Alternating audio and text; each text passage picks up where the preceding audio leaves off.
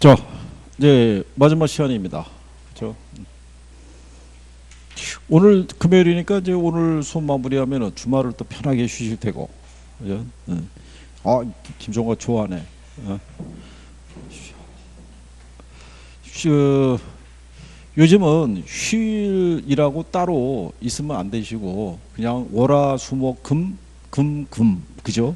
예, 그렇게 해서 계속 해줘야 되는 거예요. 그리고 아까 말씀드린 대로 일주일 민법, 일주일 개론 이렇게 보면 안 되고, 예? 예, 만약에 하루에 두 개씩 하는 게 부담스러우시면 하루 개론, 하루 민법, 하루 개론, 하루 민법 이런 식으로. 그래서 하여간 이틀 이상을 넘기면 안 돼요. 기억에서 사라지니까. 그래서 빨리 1차에 대한 부분이 마무리가 될 수 있어야 되고요. 문제를 낼 수 있는 유형은 다양해요.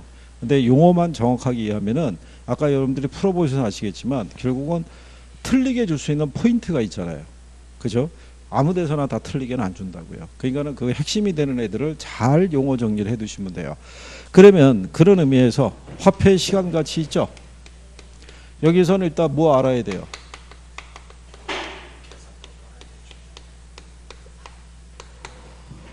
일단은 계산은 나중 문제예요. 나중 문제예요. 그죠? 예, 일단은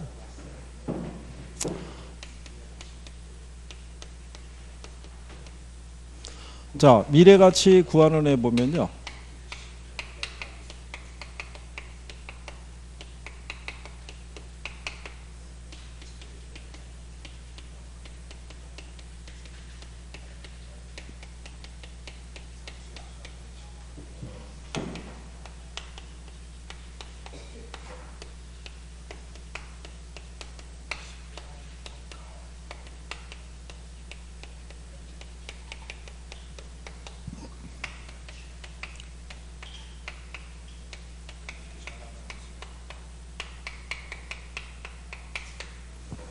자, 여기서 연금의 미래가치 계수의 역수는 뭐라고 그랬어요?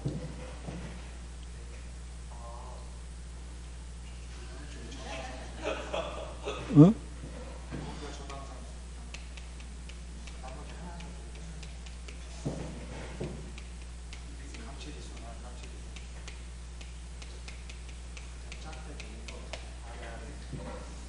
가장 기본적인 건 역수예요. 일단 역수를 아셔야 돼요. 역수를. 자, 거기도 1번 문제 보시면요. 1번에 일시불의 내가계수란 일시불의 현가계수의 역수다 이렇게 해놨죠. 예. 근데 뒤에 나와 있는 n년 후의 이론이 할인율 R을 적용할 때 현재 가치는 얼마인지 구할 때 사용한다는 거는 그거는 일시불의 현재 가치 계수예요. 무슨 말인지 아시겠나요? 그리고 2번도 보면요. 연금의 현가 계수는 연금의 내가 계수의 역수다 그랬으니까 틀린 거예요. 여기서 역수 우리가 구할 때 이거 기억하시죠? 이거 이렇게 역수고 이렇게 역수라는 거. 예, 그래서 역수는 기본적으로 물어본다는 거. 그러니까 벌써 2번에 연금의 현가 계수가 연금의 내가 계수 역수라니까 틀렸죠. 그 다음에 3번에 가면 감채인 계수는 연금의 현가 계수가 아니라 연금의 내가 계수의 역수죠. 미래가치 구하는 거니까. 그렇죠? 5번은 연금의 내가 계수는 감채인 계수하고 역수인데 그렇잖아요. 그러니까 답이 4번이 되죠.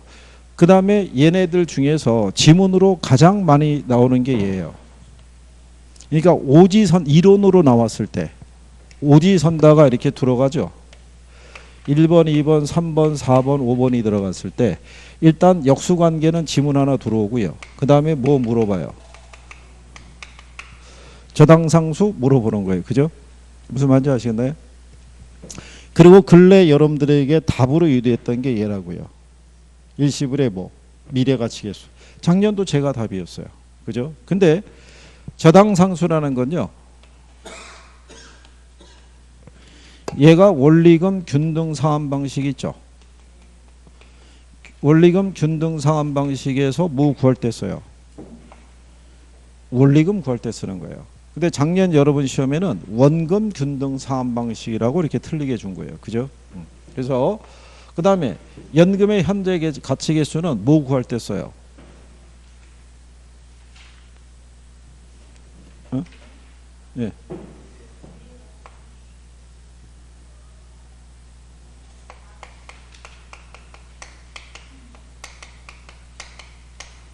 미상환 잔금 있죠. 예, 이거 구할 때 쓰든가 또는 임대료 수입의 현재 가치를 구할 때 쓰든가 또는 융자금을 구할 때 얘 구할 때 연금의 현재 가치 계수 쓰는 거예요. 요 중에서 얘하고 얘는 시험에 나온 거예요. 이렇게 연금의 현재 가치 계수 있죠. 연금의 현가 계수는요.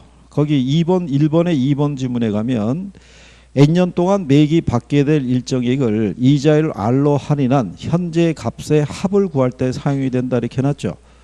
자, 이거 설명할 때 그때 뭐라고 그랬냐면요. 외국인하고 임대차 계약을 체결을 해요. 3년간. 연간 3천만 원씩 받기로 한 거예요. 근데 얘들을 계약을 할 때 일시불로 계약할 수도 있어요, 없어요? 있을 거 아니에요. 이거 총액 구할 때 뭐 쓰는 거예요? 그게 연금의 현가계수 쓰는 거예요. 연금 현가계수. 그 다음에 감채인계수는 뭐 구할 때 쓴다 그랬어요? 감채인계수는. 요거는 주택연금 구할 때 써요. 주택을 담보로 해서 매기간 연금 받을 수 있죠. 네. 그거 연금 그 금액이 얼마가 될까? 그렇죠? 이거 구할 때 써요.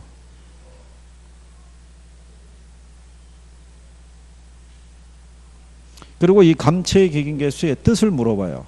감채기금계수. 감채기금계수라는 건요.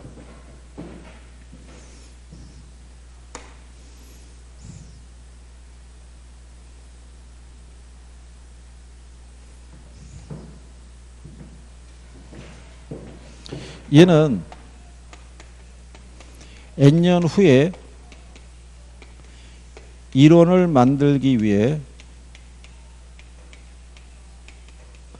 매 기간에 적립액 있죠. 예, 이거를 써요. 그러니까 예를 들어서 5년 후에 주택 구입 자금 예를 들어서 3억 원을 만들기 위해 매기간 얼마씩 적립해야 되느냐. 이거 구할 때 뭐를 쓴다? 감채인계수를. 요즘 얘도 지문으로 들어와요. 그러니까 알아두셔야 돼요. 뭐 구할 때 쓴다라는 거. 그 다음에 요즘 여러분 시험에서 나왔던 게 얘가 나온 거예요. 그죠? 일시불의 미래가치계수는요. 현재 일원의 N년 후에 가치를 구할 때 써요. 그러니까 이런 얘기죠. 현재 5억 원인 주택이 매년 5%씩 가치가 상승한다고 그랬을 때 5년 후에 가치가 얼마가 될까? 이게 작년 기출의 답이었어요. 이게 현재 5억 원이잖아요. 그러니까 일시불이잖아요. 네. 이게 매년 5%씩 가치가 뛴다고 가정하면 5년 후에 현재 5억 원의 주택 가격이 얼마가 될까? 그렇죠? 그러니까 여러분들이 만약에 여유자금 1억 원을 은행에 예치했을 때 은행에서 이자를 1% 준다는 거예요. 그러면 이자 1% 받아서 1억을 갖다가 5년 동안 계속 은행에다가 적립해 놓으면 5년 후에 나는 이자 포함해서 얼마 찾을 수 있을까? 이럴 때 일시불의 미래가치계수 쓰는 거예요. 그러니까 기본적인 용어에 대한 이해가 일단 필요해요. 그게 역수는 기본적으로 알아야 되고, 그렇죠? 그 다음에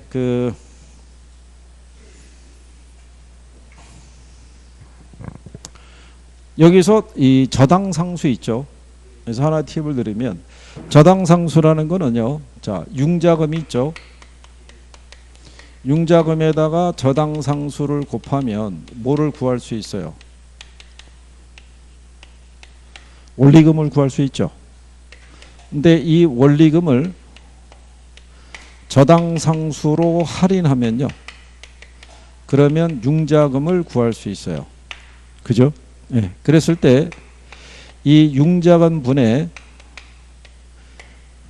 원리금을 계산하면은 저당상수를 구할 수 있어요.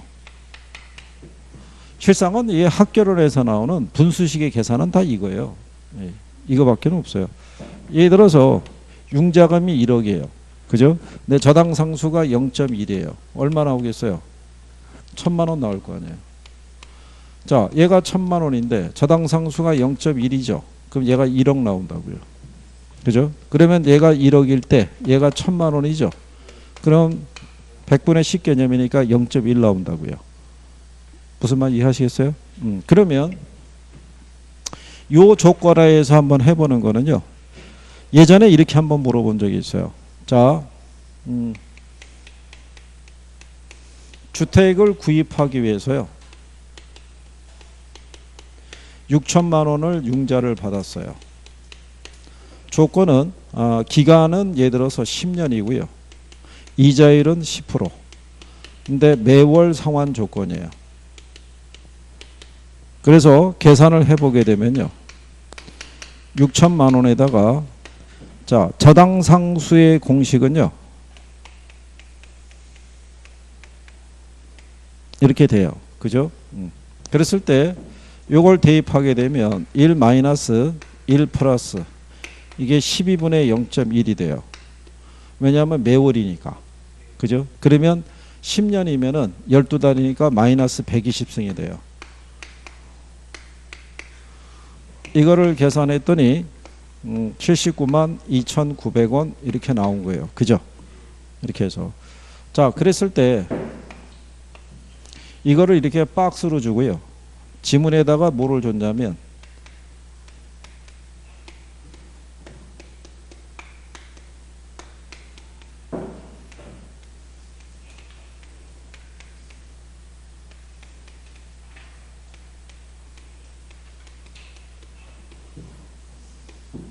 하고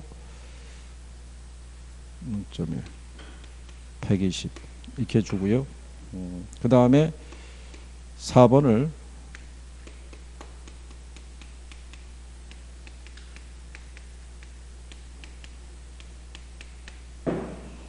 밑으로 내려가면 안 보이겠죠.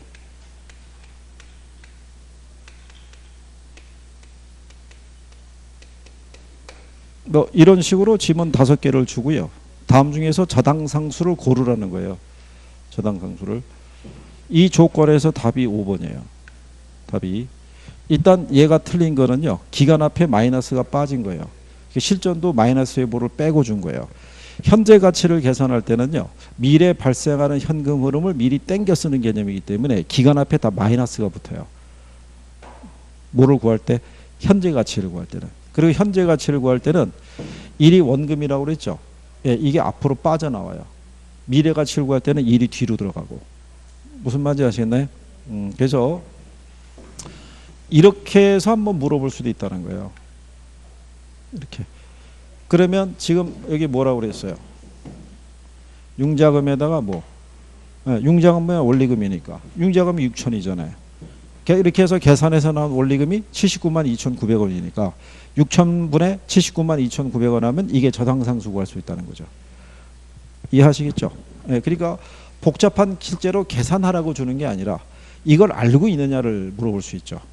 그렇죠? 예, 그래서 자, 그러면 그런 의미에서 자, 잔금 비율 아시죠? 잔금 비율은 1 마이너스 상환 비율로 구하죠. 그죠? 네, 이렇게 해서 잔금 비율을 구할 때는 이거를 알고 있다라는 전제예요. 이걸 모르면 구해야 돼요. 그죠? 그러면 잔금 비율은 어떻게 구하냐면요.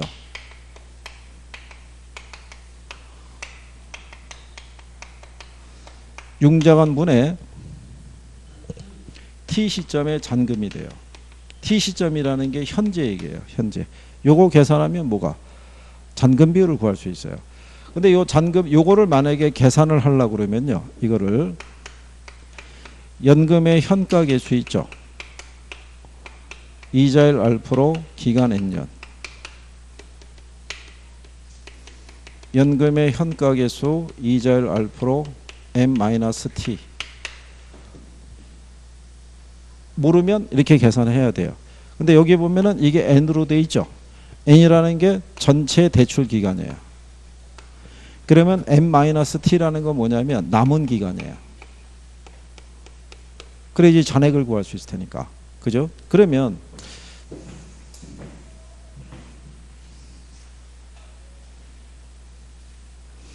여러분들이 218페이지 가보세요.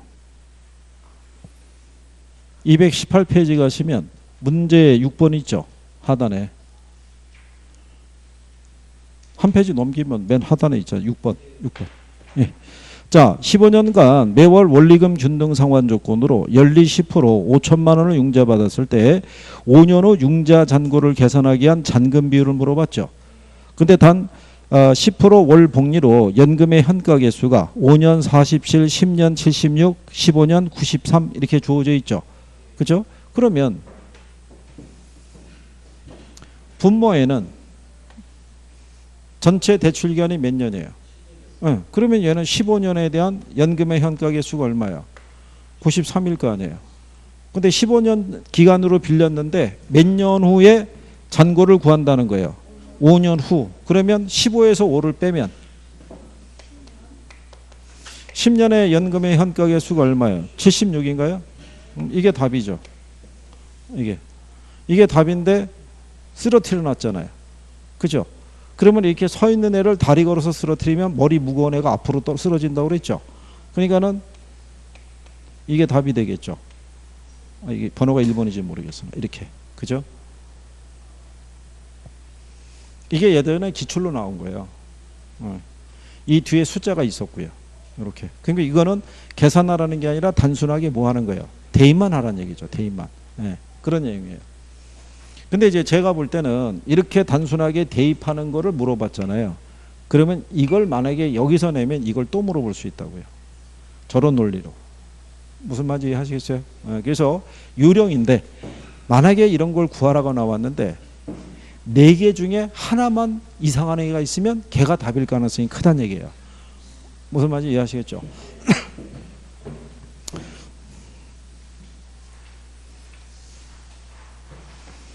그래서 이제 역수 이런 건 이제 알아두시고, 예, 그 다음에 이제 잔금 비율 뭐 이런 거. 그러면 자, 생각해 보세요.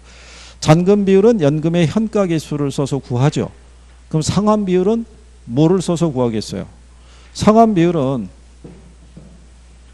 잔금 비율은 이렇게 구하는데요. 상환 비율은 1 마이너스 잔금 비율로 구하잖아요. 그렇죠? 그렇죠? 그러면 상환 비율은 뭘 써서 구하겠어요? 자, 생각해 보세요. 얘 뭐 써요? 얘 역수. 저당상수 쓸 거 아니에요. 저당상수. 상환 비율과 반대 개념이 뭐예요? 잔금 비율이잖아요. 잔금 비율을 연금의 현가 개수를 써서 구한다는 얘기는 상환 비율은 뭐를 쓴다는 거예요? 저당상수를 통해서 구할 수 있다고요. 그렇죠? 그러면 만약에 저런 게 지문으로 떨어지면 또 틀릴 거 아니에요. 그죠?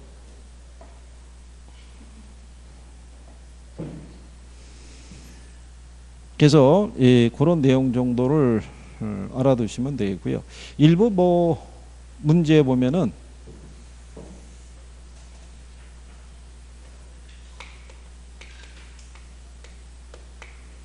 연금의 내가 개수 있죠. 여기다가 감채인 개수를 곱하면 뭐가 나오겠어요?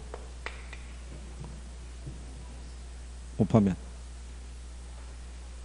1 나와요. 1. 무슨 말인지 아시겠나요? 만약에 연금의 내가 개수가 3.31이죠. 예, 역수는 그 수를 1로 나눈 거죠. 그죠? 계산하면 0.3024 쭉 떨어진다고요. 곱하면 1 딱 나와요. 끝자리까지 했을 때. 근데 저게 시험에 나오겠냐고요? 안 나오지. 저거 나오면 또 댓글 난리 나는 거죠. 그렇죠? 니들은 계산 잘해서 좋겠다 뭐 해서 또 난리 나는 거죠. 그러니까 그런 까지는 몰라도 되는데 보편적으로 쓰는 애들 정도는 알아야 된다는 얘기죠. 자, 그래서 그 1번에서는 이제 4번에 저당상수는 연금의 현가 개수의 역수고요.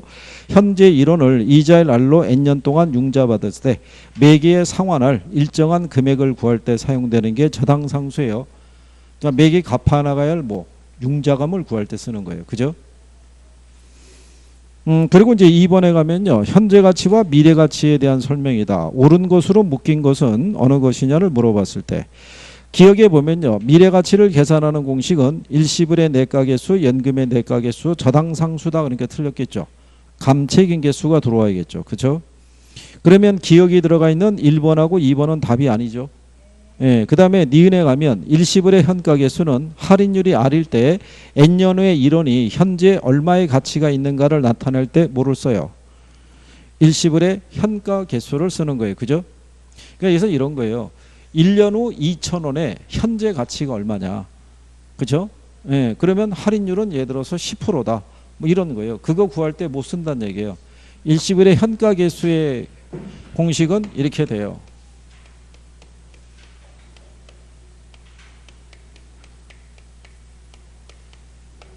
이렇게 여기서의 요 마이너스 예보 있죠. 예, 마이너스 예보를 생략하려고 그러면 이게 분수로 전환시켜 줘야 돼요. 분의 1로.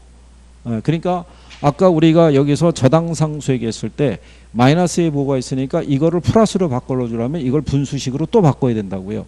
그러니까 현실적으로 일반 계산기를 써서 계산하기는 어렵다는 얘기예요. 그러니까 이거는 공학용 계산기 있죠. 예, 그거를 써서는 구할 수 있어요. 근데 여러분 시험에 공학용 계산기는 못 갖고 들어가요. 일반 계산기밖에는. 그러니까 여러분들에게 이렇게 복잡한 식으로는 계산하라고 유도하지는 않는다는 얘기예요. 무슨 말인지 아시겠나요? 자, 그 다음에 디귿을 가시게 되면 감책인계수의 역수는 연금의 현가계수고 저당상수의 역수는 연금의 내가계수다. 그러니까 틀렸겠죠. 뭐 답이 4번밖에는 될 수가 없죠. N년 후에 1원을 만들기 위해 매년 불입해야 될 액수를 구하는 것은 감책인계수다. 그랬으니까 맞는 편이죠. 저기다 해놨죠. N년 후에 1원을 만들기 위해. 이렇게. 그 다음에 연금의 현가계수는 미상환 저당장금 계산할 때 쓰겠죠. 그렇죠? 그러니까 이렇게 시험에서 인용할 수 있다 이런 얘기예요. 그러니까 당연히 역수, 뭐 저당상수 이런 거 감책인계수, 연금현가계수 뭐 쓰느냐 그런 거 간단하게 묶어갖고 지문으로 줘요. 근데 꾸준히 들어오는 이유가 뭐겠어요? 잘 틀려요. 여기 싫어하기 때문에. 여기 강의해주면 와서 물어봐요. 몇 문제 나오죠? 하나요. 그러면 버리는 거죠. 바로 X. 근데 X 친 게 너무 많잖아요. 어? 그게 어느 정도에서는 좀 걷어들여야 돼요. 그죠? 자, 3번에 가시면요. 연금의 내가계수 있고요. 연금의 현가계수가 주어져 있죠.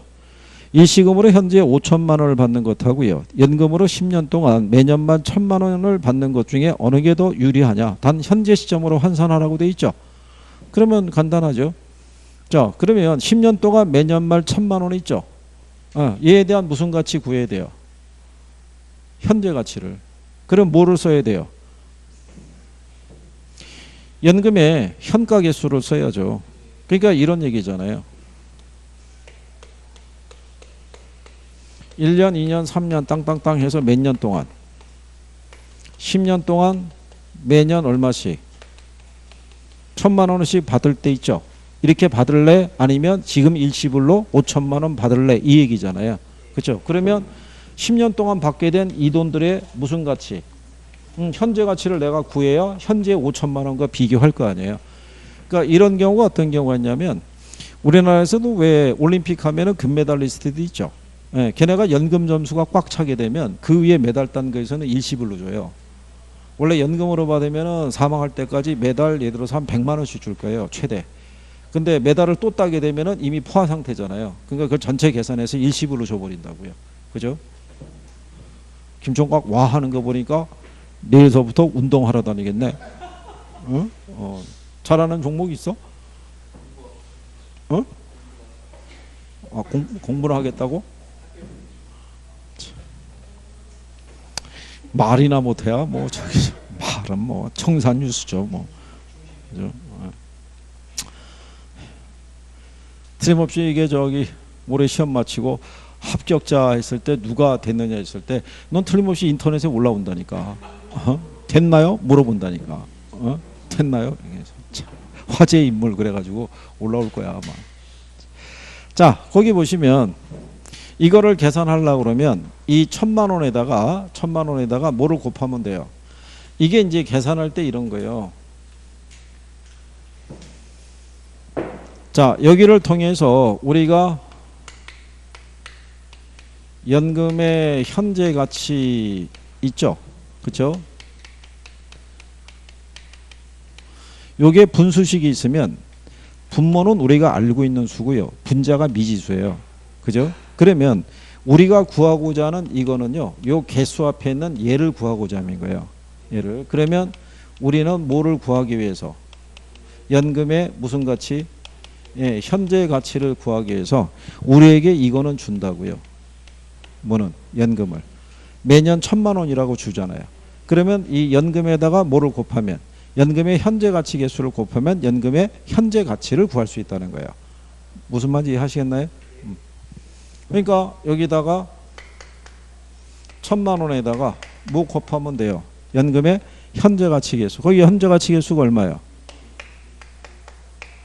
곱하면은 얘 6,140만 원이잖아요. 그죠? 그러면은 현재 5천만 원 받는 것보다는 10년 동안 매년 얼마씩 1,000만 원씩 받는 게 유리하죠. 그러면 6,140에서 5천을 빼면은 1,140만 원만큼의 이익이 발생하잖아요. 그렇죠? 네, 그러니까 그런 내용이죠. 그래서 거기 3번 문제에서는 2번에 매년 말 1,000만 원 받는 것이 1,140만 원 유리하다 이렇게 해놓은 거예요. 그죠? 그러니까 실질적으로 이거 이렇게 계산을 하고 하지는 않고요. 이렇게 줘요. 주고 계산 대입하라고 얘기를 해요. 대입하라고. 그러니까 계산하는 것에 너무 그러면 예를 들어서 뒤로 넘어가시게 되면요. 거기 5번에 보시면요. 이런 거는 실전에서도 유도가 돼요. 어떤 이런 부동산 자금을 마련하기 위해서요. 2000년 1월 1일 현재 2년 동안 매년 연말 5천 원씩을 불입하는 투자 상품에 가입했다는 얘기죠. 투자 상품의 이자율이 연 10%라면 이 상품의 현재 가치를 물어봤잖아요. 그죠? 그렇죠? 그럼 몇 년이라고 그랬어요? 2년. 그러면 이거 쓰는 거예요. 그냥. 매년 얼마씩. 얘를 계산하게 되면요. 1 플러스 할인율이 몇 프로예요? 10%잖아요. 그럼 100분의 10이니까 0.1이 되겠죠. 1.1로 할인하게 되면요. 4,545만 이렇게 쭉 떨어져요. 그 다음에 얘는 2년이잖아요. 그러니까 1 플러스 0.1에 대한 자승이 들어가면 돼요. 그럼 1.1을 두 번 곱하니까 1.21로 할인하면 돼요. 그죠? 그렇게 해서 계산하시게 되면 4,132원 뭐 이렇게 떨어져요. 그 뒤에 숫자가 다 있어요. 그 두 개 더 하시면 되겠죠. 근데 조건은 뭐냐면 단 10원 단위 이하는 절사하라고 해놨죠. 그냥 그래서 두 개 더해서 8,600원 이렇게 구할 수 있다는 거예요. 여러분 실전에서는요 2,000원으로 줬어요. 2,000원. 여기는 5,000원으로 줬잖아요. 그 문제에서는 2,000원으로. 그래서 그렇게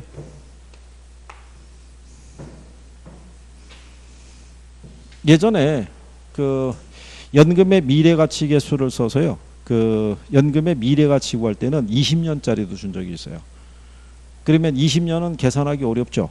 그러니까 여러분들에게 주는 거예요. 1 플러스 0.1에 대한 20승이 있죠. 얘는 6.727호다. 이렇게 주고 출발하는 거예요. 이런 거 안 주면 우리가 계산이 돼야 안 돼요? 계산이 안 되죠. 그러니까 자꾸 그 계산에 대한 부담이 있으셔가지고 계산 문제 나오면 얘를 풀어야 될 텐데 얘를 못 풀면 안 될 텐데 그렇게 생각하지 마시라는 얘기예요. 부동산 학계로는 이 계산 과목이 아닌 거예요. 다만 이 중개사 시험에서 변별력을 가져가기 위해서 출제자들이 계산 문제를 활용한다고 생각하시면 돼요. 그죠? 그렇지 않겠어요? 지금 현재 우리나라에서도 대학 수능이 있잖아요. 수능 시험에서 학생들의 그 등급이 있죠. 나누기 위해서 변별력으로 삼는 기준이 수학이라고요. 그러니까 수학을 잘하면 수능 성적이 좋으니까 좋은 대학을 가는 거고 수학이 점수가 안 나고 소개한 대로 수포자라고 나오잖아요. 그렇잖아요. 그러니까 수학을 포기한 애들은 고득점이 나올 수가 없어요. 그러니까 걔들은 좋은 대 가기가 제한적일 수밖에 없잖아요. 그러니까 등급을 그렇게 나눌 수밖에 없어요. 그게. 근데 그렇지 않게 되면요. 모든 과목이 있을 때 다 차별화를 도모하게 되면 그러면은 완전히 부익부 빈익빈이 될 거 아니에요. 잘 사는 집안 아이들은 예를 들어서 과외를 받든 뭐를 하든지 간에 해가지고 좋은 대학을 갈 수 있을 것이고, 그렇지 못한 애들은 그쪽에 교육을 못 받으니까 안 될 거 아니에요. 그러니까 수학이라는 과목 하나를 놓고 판별을 하도록 유도하는 거죠. 그게. 그래서 근데 벌써 그 과목의 차이가 초등학교 고학년서부터 발생한다고요. 그렇잖아요. 그러니까 예전에 뭐 중고등학교 때 배웠던 수학적인 논리가 지금은 초등학교 고학년에서도 그걸 배우기 시작하니까 그렇지 않겠어요? 그러니까 쉽지가 않죠.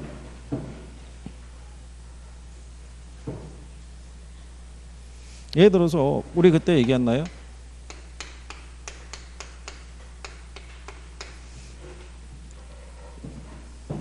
많이 봤던 거죠. 2분의 1, 그러니까 뭐 p를 빼고요. 2분의 1 더하기 3분의 1 있죠. 계산하면 얼마 나오겠어요? 그럼 저게 6분의 5 나와요. 저거 통분하면 되거든요. 네.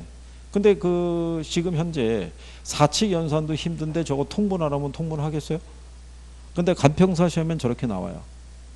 간평사 시험에는. 그러니까는 중개사 시험보다는 몇 문제에 걸쳐서는 조금 더 난이도가 있는 거예요. 그러니까 수요함수와 공급함수 대입해서 계산 문제 나오는 것도 조금 더 힘들어요. 그게. 그렇기 때문에 자, 그래서 여기는 뭐 그렇게 해서 정리했다고 보고요. 그 다음에 이제 뒤로 넘어가시면 현금 흐름이 있는데 얘들은 반드시 알아야 돼요. 시험상에서 활용을 자주 하기 때문에. 자, 그러면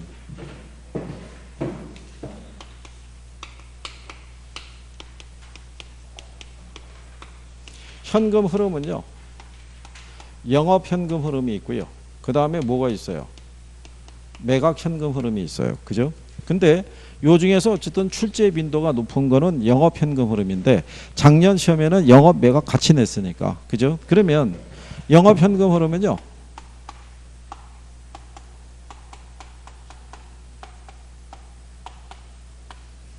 요걸 기초로 해서 우리가 구하면 되죠. 가이순전후. 이거 5가지가 영업 현금 흐름이에요. 그죠? 그러면 여기서 제일 먼저 나오는 가능 총소득이 있죠. 자, 근데 만약에 이렇게 생각해 보세요. 1000평방미터를 예를 들어서 임대를 줄 수 있어요. 그죠? 예, 근데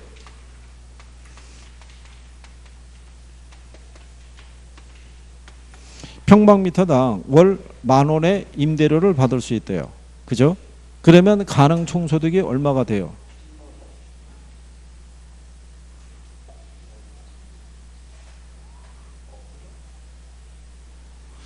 저기 2,000여. 다음에는 말이야. 그 옆에 앉아. 옆에 앉아가지고 나 대신에 응징을 대신 해줘. 그래. 자, 여기 하면요.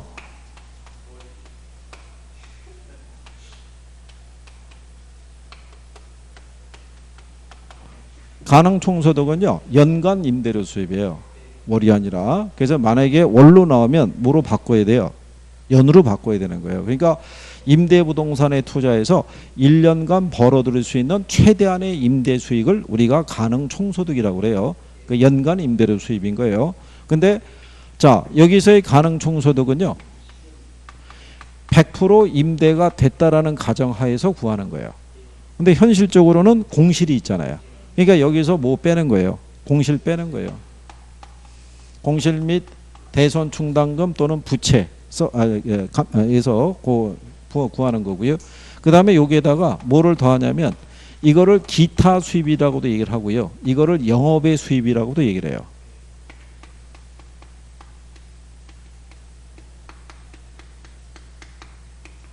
임대부동산이면 임대를 놔서 벌어들이는 임대 수입이 주 수입이겠죠. 근데 임대업자가 뭐 주차장을 하나 만들어 놓고 주차비를 받든가 아니면 자판기 설치 운영해 가지고 부수입 올릴 수도 있어요, 없어요? 네, 그런 거를 우리가 기타 수입 또는 영업의 수입이다라고 얘기해 주는 거예요. 그러면 나오는 게 이제 뭐가 나오냐면 유효 총소득이 나오죠. 그러면 가능 총소득과 유효 총소득의 차이는 공실 반영 정도의 차이다라고 생각하시면 돼요. 그죠? 그러면 여기서 뭐를 빼야 돼요? 영업 경비를 빼야 돼요. 자, 그런데 영업 경비 안에 들어가게 되면요, 경비로 우리가 인정해 주는 애가 있고 인정해 주지 않는 애가 있어요. 걔를 구별할 수 있으셔야 돼요. 그죠? 예. 일단 영업 경비에 포함하면 안 되는 애들을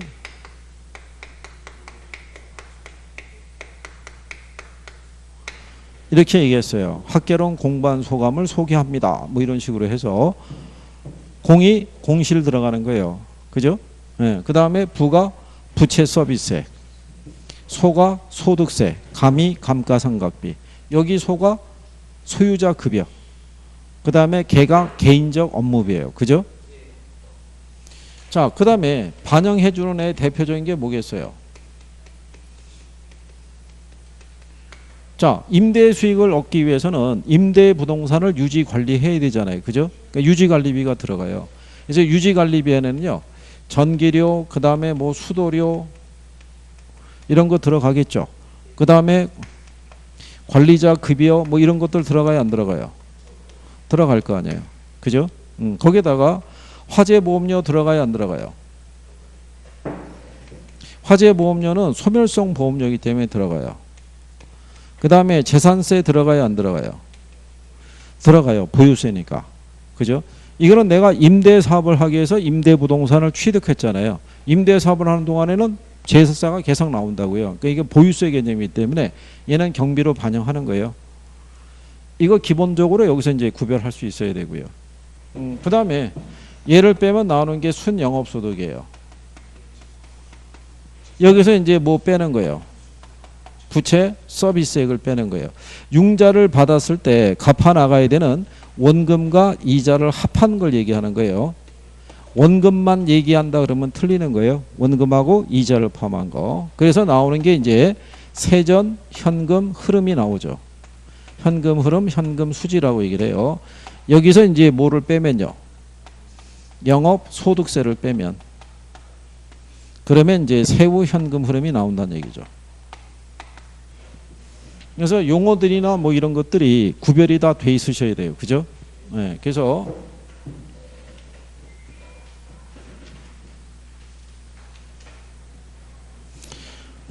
저거 뭐 순서를 알면은, 그죠? 거기 7번 문제 있죠? 임대주택 운영수지 분석 절차다. 니은과 디귿에 들어갈 용어가 바르게 짝지어진 걸 물어봤죠? 예, 그거는 이제 여러분들이 이렇게 하시면 돼요. 자, 우리가 수업할 때 이렇게 해드렸잖아요.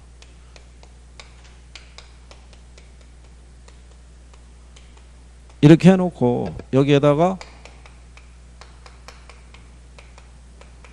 이렇게 한 거 기억하나요? 어? 공이 뭐예요? 공실. 경이 뭐예요? 영업경비. 부가 부채 서비스세. 소가 영업소득세. 그래서 가유순전후 공경부소 하면은 기본적인 식이 정리가 되는 거예요. 그죠? 그래서 거기 보면은 가능총소득이 있죠? 예. 거기서 우리가 뭐를 빼야 돼요? 거기 보면 공실 빼야 되잖아요. 그죠? 예. 그 다음에 유효총소득에서 뭐를 빼면 영업경비잖아요. 그 다음에 디귿이 부채 서비스액이잖아요. 공경부소에서 경부, 그걸 구하라고 하는 거죠. 흐름만 알면은 그냥 가로놓기니까는 물어볼 수 있죠. 그렇죠? 그래서 요거는 이제 이렇게 정리하셨고요. 그 다음에 매각 현금 흐름이 있죠. 매각 현금 흐름 또는 지분 복귀액이라고 얘기를 해요. 얘를 계산할 때는 지난번에 이렇게 해드렸어요.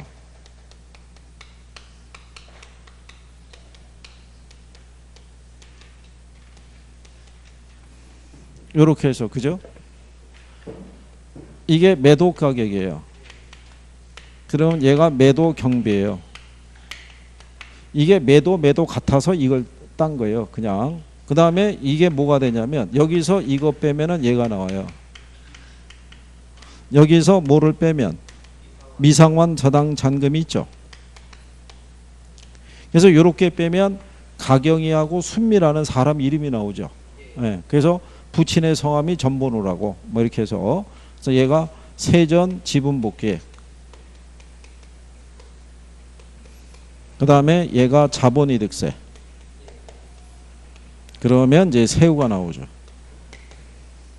그러면은 이제 8번에 가시게 되면, 그죠? 매도 가격에다가 뭐 빼겠어요? 매도 경비. 순매도액에서 뭐? 미상환 저당전급, 그 다음에 자본이득세 이렇게 되겠죠. 그러니까 요거는 그냥 뭐 순서만 알면 단순 대입이죠.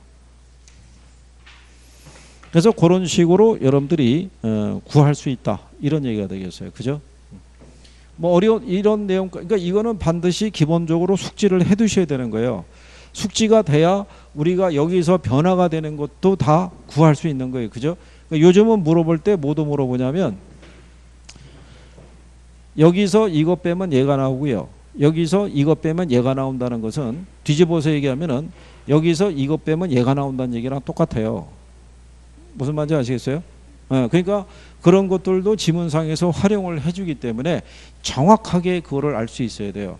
금액을 대입을 해서도 풀어도 보고 익숙할 수 있도록. 그죠? 그렇지 않으면은 문제 풀 때 어려울 수 있어요, 없어요? 어려울 수 있죠. 그래서 용어를 정리하시면은 반드시, 그죠? 예, 구별할 수 있어야 된다는 거. 자, 그러면 9번에 가시게 되면요. 영업소지 계산과 관련된 다음 설명 중에서 틀린 거 물어봤을 때 1번에 가면 유효 총소득이 있죠. 가능 총소득에서 공실 및 불량부채 충당금을 차감하고 기타 소득을 가산해서 계산하면 유효 총소득이 나오겠죠.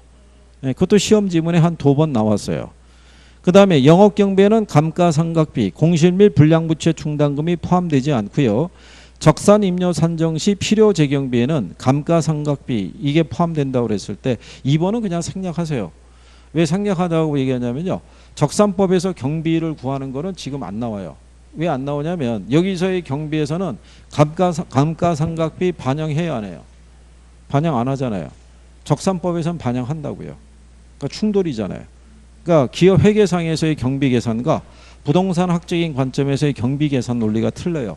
그렇기 때문에 저게 시험에 안 나온 지 꽤 오래됐어요. 그냥 참고하셔도 돼요. 자, 거기 보시면 3번에 세전현금 수지는 순영업소득에서 부채 서비스액을 차감해서 계산하며 이는 순영업소득보다 항상 작은 값을 갖는다 그러니까 틀렸다는 얘기죠. 자, 여기 요 순영업소득하고요. 세전하고는 같을 수 있어요, 없어요? 같을 수 있어요. 이게 없으면, 융자가 없으면. 융자가 없으면 얘가 되잖아요. 그죠? 그래서 항상 작은 값을 갖는다면 틀린 거예요. 그래서 여러분 시험에는 어떻게 나왔냐면 순영업소득은 세전현금 흐름과 동일할 수 있다. 이렇게 출제해 준 거예요. 걔가 답이었다고요. 융자가 없다는 전제면. 그죠? 그 다음에 11번에 가게 되면요. 다음 중 영업소지의 계산 과정에서 나타나는 영업경비 항목들로 바르게 연결한 걸 물어봤죠. 그러니까 기업의 재산세 들어가겠죠. 소멸성 보험료 들어가요, 안 들어가요? 소멸성 보험료가 화재보험료라고요. 얘는 1년 단위로 재계약한다고요. 화재보험료는. 그러니까 경비로 반영을 해주는 거예요. 그 다음에 유지비 들어가겠죠. 그렇죠? 예. 그 다음에 거기 나와 있는 대로요. 보면은 전기료 관리비 요거 들어가겠죠. 그렇죠? 자본적 지출은 안 들어가요. 자본적 지출이라는 건 뭐냐면요. 이게 자본적 지출이라는 게 있고요. 수익적 지출이라는 게 있어요. 예를 들어서 건물에 엘리베이터를 교체를 하죠. 이런 게 자본적 지출이에요. 건물의 가치 자체를 변화시키는 거예요. 그죠? 그러니까 이거는 임차자에게 혜택이 돌아가는 게 아니잖아요. 건물의 가치가 증진이 되면 그건 임대업자에게 혜택이 가잖아요. 그러니까 이건 경비로 인정을 안 해요. 근데 수익적 지출은 뭐냐면 임차자들이 엘리베이터를 사용하다가 엘리베이터가 고장이 났어요. 그러면 이 엘리베이터를 수리할 수 있어요, 없어요? 예, 이 비용은 경비로 본다는 얘기예요. 그러니까 자본적 지출은 물건 자체의 가치의 변화를 가져오기 때문에 걔는 경비로 인정을 안 해주는 거예요. 그러니까 임차자들에게 경비로 청구할 수가 없다고요. 무슨 말인지 이해하시겠어요?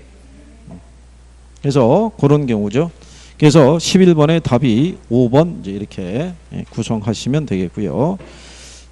그 다음에 뒤로 넘어가시면요.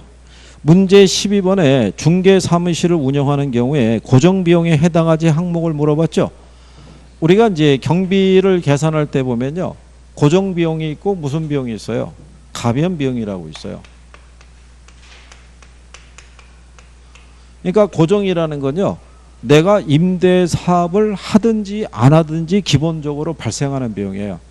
여러분들이 임대 사업을 안 하더라도 재산세 부과될 거 아니에요. 그죠? 감가상각비 이런 건 발생하겠죠. 이제 만약에 내가 대출을 받았으면 이자는 그냥 내야 될 거 아니에요. 임대 사업을 하든 안 하든. 그런 거는 무슨 비용? 고정 비용이고요. 그러면 가벼운 비용에 들어가는 게 대표 중에 뭐냐면 전기료, 수도료 이런 거예요. 사용량에 따라서 비용의 크기가 틀려지잖아요.